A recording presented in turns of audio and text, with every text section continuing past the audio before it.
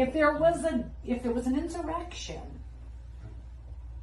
you were supposed to be in line marching. You're in the military, you know right. this. No, that's you were supposed to have a plan. Exactly. It's called operations order. You sit down overnight with your soldiers. You go over. All right, you're gonna go here. You're gonna go in by this side. At this time, we're gonna take over this. There's none of that. If it was an insurrection, it's the sorriest insurrection in the 20th, 21st century ever. No guns. No plan. People taking selfies. A guy smoking pot. I love the guy. You're going to be able to laugh about this one day. What's up, truth seekers? Welcome back to the channel where we dig deep and ask the questions that no one else dares to touch. Today, we're not just revisiting January 6th. We're turning our attention to a key figure who has been mostly in the shadows, Nancy Pelosi's daughter. While her mother has been the face of the Democratic outrage, it's her daughter's leaked comments that might just unravel the entire narrative, and it's those comments that we will focus on today. We've all heard the Democrat story about a violent insurrection, about Trump's followers trying to overthrow the government. It's been the cornerstone of their attacks on Trump. But what if that narrative is just a smokescreen? What if the truth is far more nuanced, and even worse, what if it's her very own family that is calling her out? Let's talk about Nancy Pelosi for a second. She's been leading the charge in decrying January 6th as an insurrection, using it to attack Trump and his supporters. But there's a glaring issue that no one seems to be addressing: her daughter's comments. She's the one who let the cat out of the bag, and in the process created a lot more questions than answers. The leaked video. A video surfaced with Pelosi's daughter seemingly downplaying the events of January 6th. She talks about the lack of planning, no guns, people taking selfies, and even says, "I love the guy smoking weed." These are not the words of someone who believes they're witnessing a violent coup. Contradictory views. These comments are in direct contradiction to the Democratic Party's outrage. While the Democrats have been crying about a planned insurrection, Pelosi's daughter seems to see something very different. She's effectively calling out her own mother. This isn't just a minor difference of opinion, it's a glaring inconsistency that raises serious questions about the Democrats' narrative. If even Pelosi's own daughter doesn't buy the story, why? Should we?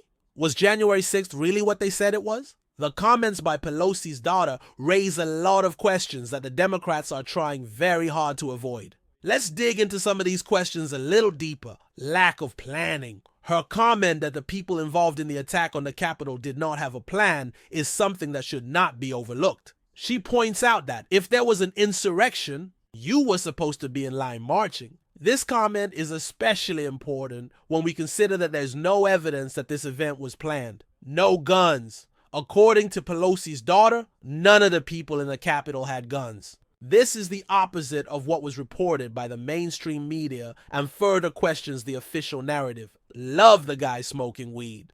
Perhaps one of the most egregious comments made by Pelosi's daughter is when she said, "I loved the guy smoking weed."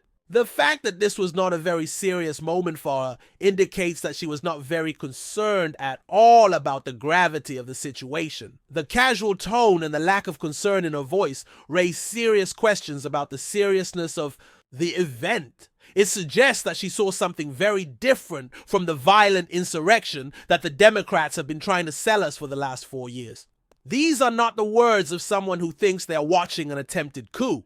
Instead, they sound like someone at a comedy show. Now, let's talk about the bigger picture. How does all this tie back to the Democrats' overall strategy? Well, it appears that the Democrats have been using the events of January 6th to try to keep Trump out of office. We also now know that Nancy Pelosi was the one who turned down National Guard support days before the attack, according to sources. Weaponizing the 14th Amendment, the Democrats tried to use the events of January 6th to disqualify Trump from running for office by weaponizing the 14th Amendment. The Colorado attempt.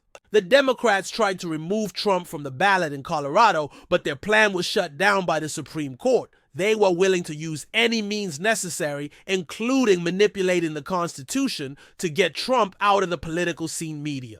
Silence. The mainstream media dropped the story as soon as their plan failed. If this was the end of democracy, wouldn't the media still be talking about it? The fact that they stopped covering this story is a sign that their media narrative failed and they had no interest in talking about the event any further once it was no longer politically useful. All of this starts to paint a different picture. It appears that the Democrats were trying to manufacture a crisis in order to push their political agenda. They were willing to go to any length and use any excuse to remove a political rival. Their desperation was a clear sign that they were not interested in unity or democracy. Instead, they were interested in power. The hypocrisy here is so thick you can cut it with a knife. The Democrats claim to be defenders of democracy, yet they have been caught in a web of deceit and misinformation. They use the Constitution to try to undermine the democratic process. They create crises and then blame it on their opponents. And they lie and distort the truth to get what they want. Double standards. The Democrats are quick to point the finger, yet they are reluctant to look in their own backyard.